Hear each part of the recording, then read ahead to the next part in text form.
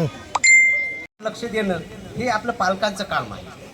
तर आपण असं कोंडवाड्यासारखं शाळेमध्ये आणून सोडायचं, फी भरायची, हेचे आता म्हणजे फार मोठ्या प्रमाणात फी आहेत काही काही शाळेच्या. तर तो विचार न करता आपला विद्यार्थी काय करतो आणि आपला विद्यार्थी कसं करायला लागला आणि त्याच्या मनासारखं त्याला करू द्या. प्रत्येक गोष्ट त्याच्यावर लादू नका. असं काहीच नाही. आता सांगायचं झालं म्हणजे माझ्या घरचे सगळेच विद्यार्थी, आता मी जास्त नाही शिकेल म्हणून MSc मॅथमॅटिक्सच आहो, त्याच्यापेक्षा काही असं शिक्षण नाही झालं माझं. फार थोड्या प्रमाणात शिक्षण झालं, तरी पण माझे विद्यार्थी, मी जवळ शाळा आहे, आपल्या देखरेख राहते म्हणून माझे सर्वच विद्यार्थी मी इथेच या शाळेमध्ये शिकवले.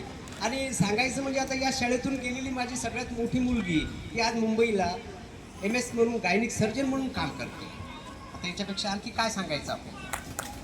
तर कधी याचा आपण शाळेचा विचार नाही करायचा, आपल्या पालकाकडे. आणि सगळ्यात महत्त्वाचं झालं, आता शाळा पहिल्यासारखं राहिलं नाही, शिक्षण पहिल्यासारखं राहिलं नाही. म्हणजे शाळा पहिल्यासारखं म्हणण्यापेक्षा शिक्षण पहिल्यासारखं राहिलेलं नाही.